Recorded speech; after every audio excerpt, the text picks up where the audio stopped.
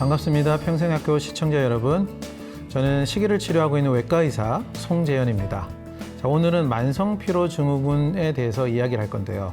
만성피로증후군은 실질적으로 많이 알려져 있는 진단명이긴 하죠. 하지만 치료 방법은 제대로 권해주지 못하고 있기 때문에 많은 분들이 이런 현대의학에서 되게 실망을 느끼거나 아니면은 나는 어떻게 치료해야 되지 되게 고민하는 분들이 많이 계시는 것 같아요. 그래서 기능의학으로 풀어갈 때 많은 것들을 얻을 수 있는 질병이 바로 만성피로증후군이 아닐까 생각합니다. 자, 피로를 생각할 때는 먼저 생각해 보실 거는 내가 질병이 있냐를 먼저 생각하셔야 돼요. 최근 들어서 갑자기 피곤해지고 피로도가 많이 생겼다 그러면 대표적인 질병은 당뇨가 될 수가 있죠. 그래서 한 번도 검사해 보지 않았다면 당을 측정해 보시는 게 좋고요. 두 번째는 여성분들이 좀 더 많이 걸리는 갑상선 질환들, 그리고 남성분들이 간질환, 이런 것들이 정말 피로를 주는 질병이기 때문에 내 몸에 먼저 질병이 있는지를 꼭 살펴보셔야 됩니다. 그리고 가장 우리가 우려하기도 하고 무서워하는 것이 바로 암이죠. 이 암이 있을 때도 첫 번째 나타나는 건 피로로 나타날 수가 있어요. 그래서 이런 질병이 나타날 수 있는지를 먼저 살펴보시는 게 좋습니다. 피로 외에 또 뭐가 나타나면 질병이 있게 되면 급작스러운 체중 감량, 이런 것들이 같이 나타날 수 있고요.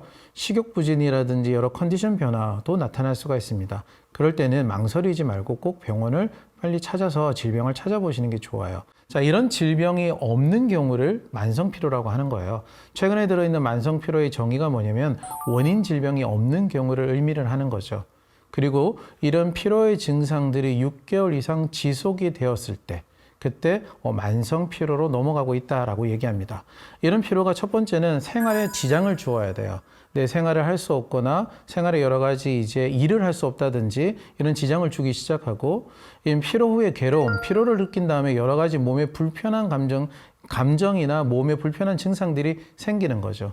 또한 수면을 하고 났는데도 늘 불편하다는 거예요. 아침에 일어나도 개운하지도 않고 자는데도 깊숙하게 잠을 못 자는 것 같고, 이런 것들이 생겼을 때를 바로 만성피로증후군이라고 할 수가 있습니다. 근데 이 만성피로증후군을 원인을 제대로 모른다면 제대로 된 치료가 잘 안 되는 경우가 많겠죠.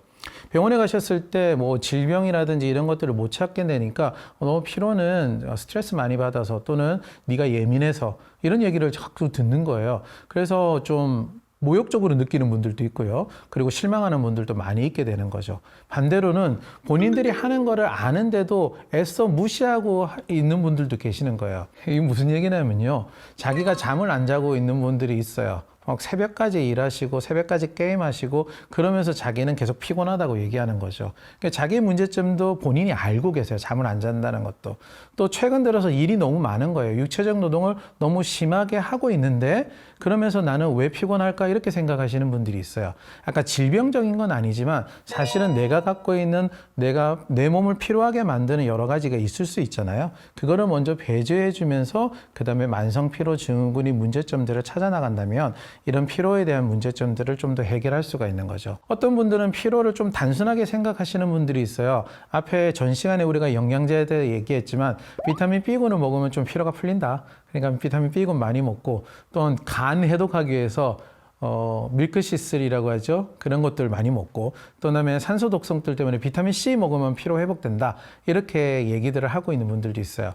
이렇게 해서 좋아지는 분들도 있는데 오히려 나빠지는 분들도 있습니다. 무슨 말이냐면 실질적으로 만성 피로를 가져오는 원인은 따로 있는데 그것은 치료하지 않고 증상만 치료하는 거죠.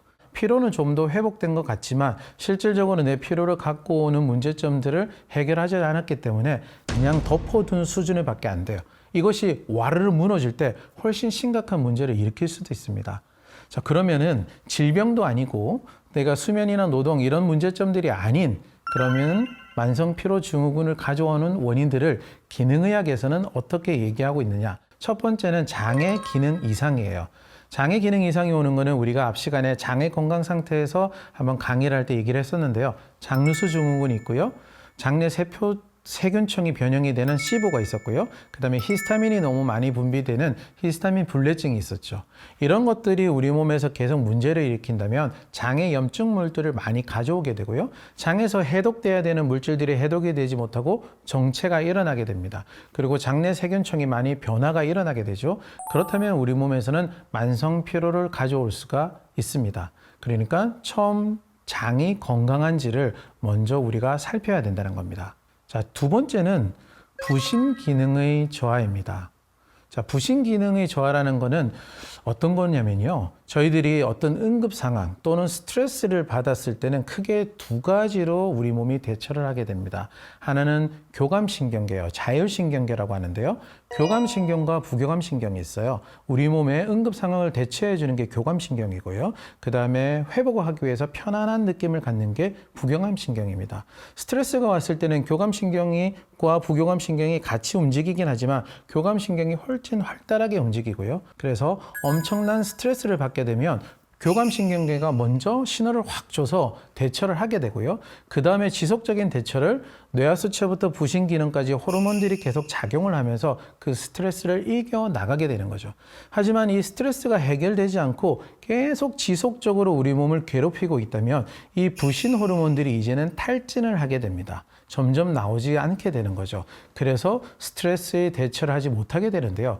부신 호르몬이 하는 주된 역할이 뭐냐면 우리가 여러 가지 스트레스를 대처하는 기능들도 하지만 아침을 깨워주는 역할을 하게 되는 거예요. 아침을 산뜻하게 일어나서 하루를 살아갈 수 있도록 우리 몸을 만들어주는 것이 바로 부신 호르몬이거든요. 그렇기 때문에 나는 늘 피곤하고 힘들다라고 느낄 수가 있습니다. 근데 부신 호르몬들이 계속 떨어지게 되면요, 우리 성 호르몬에도 영향을 주게 돼요.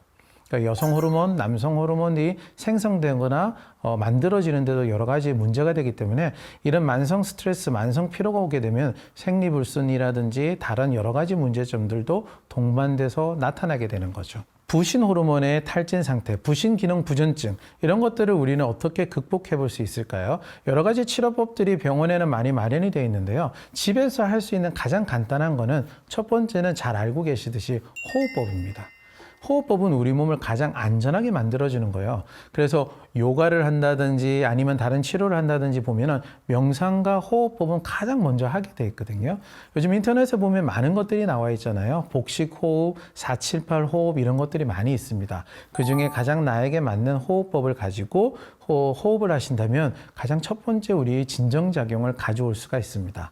명상을 같이 한다면 되게 좋아요. 명상을 하실 때도 바로 이 뇌파가 안정화가 되는 거거든요.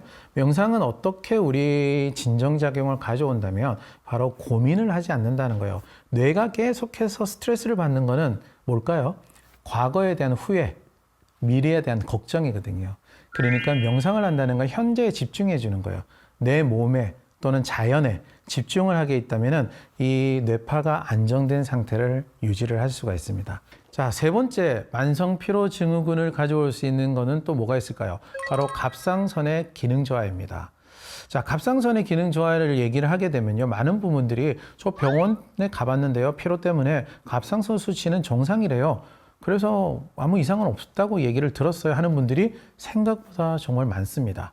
근데 이 수치 검사의 기준을 우리는 조금 다르게 생각해야 됩니다. 지금은 어떻게 되어 있냐면 갑상선 자극 호르몬을 가지고 갑상선의 기능이 저하가 되어 있는지 또는 항진이 되어 있는지 정상인지를 구분을 하게 되는데요.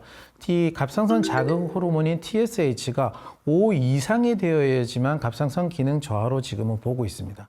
하지만 이미 미국에서는 또는 산부인과에서는 TSH가 2.5 이상이면 갑상선 기능 저하 소견이 이미 나타난다고 보는 거죠. 그렇기 때문에 이 갑상선 호르몬 수치를 조금 더 좁게 바라볼 필요가 있습니다. 그래서 처음 말씀드린 것처럼 임상 증상을 더 중요시하는 게 좋은데요. 그게 가장 첫 번째는 뭐냐면 체온이 떨어지는 거예요. 아침에 일어날 때 나는 체온을 측정해 보셔도 되고요. 체온이 떨어지는 것을 느끼고 있다. 평소에도 손발이 차고 냉하다. 이렇게 했을 때는 갑상선 기능 저하를 먼저 의심해 보아야 됩니다. 이런 갑상선 기능 저하는 혈액 검사나 임상 증상으로 파악하고 난 다음에 도와주는 거는요, 당연히 식이요법이 먼저 전제 조건이 되어야 되겠죠. 그리고 영양제들은 요오드, 셀레늄, 아연 같은 것이 갑상선 기능을 올려주는 데 많이 필요할 수 있습니다. 이런 것들도 의사 선생님과 상의하게 된다면 정확한 기준점과 식이요법, 그 다음에 영양제를 설명해 드릴 테니까 그 갑상선 기능 저하를 잘 올릴 수 있는 방법들을 찾아보시면 됩니다. 자, 네 번째는 바로 미토콘드리아 기능 저하예요. 부신 기능도 살아있고 갑상선 기능도 살아있는데 실질적으로 에너지를 낼 수 있는 세포 내에 있는 에너지 공장인 미토콘드리아에 문제가 생긴다면 이미 만성 피로를 느낄 수 있다는 거죠. 미토콘드리아는 지방이 분해되고 탄수가 분해되고 단백질이 분해되어서 하나하나의 인자들이 들어와서 에너지를 내야 되기 때문에 지방이 잘 분해가 되는지 탄수가 잘 분해가 되는지 이때 필요한 것이 카로틴이라든지 비타민 B1, 알파리포산 같은 영양 성분들이거든요. 그것이 잘 공급이 되고 있는지도 봐야 되고요. 여기에서 필요한 것들이 바로 코큐텐, 마그네슘, 아르기닌과 같은 성분들입니다. 그래서 왜 미토콘드리아 얘기할 때는 코큐텐 이야기를 되게 많이를 하고 있어요. 자, 코큐텐 얘기를 하나만 얘기를 하고 싶은데요. 저희들 고지혈증 환자분들 되게 많으시죠? 고지혈증 약을 먹게 되면요, 하나가 또 생성이 안 되는 게 있는데 바로 그게 코큐텐입니다. 코엔자임 Q10. 그래서 고지혈증 약을 복용하고 계신다면 정말 내가 코큐텐은 부족하지 않은지 꼭 생각해 보셔야 됩니다. 자, 오늘은 만성피로증후군에 대해서 생각해 봤습니다. 만성피로증후군은 원인이 없다라고 얘기하지만 실질적으로 본다면 장이나 부신, 갑상선, 그리고 이 미토콘드리아 기능을 한번 생각해 보셔야 됩니다. 다음번에는 비만과 당뇨에 대해서 이야기해 보자고 합니다. 기능의학적인 치료 방법은 또 어떻게 될지 궁금해 하시고 다음 시간에 만나겠습니다.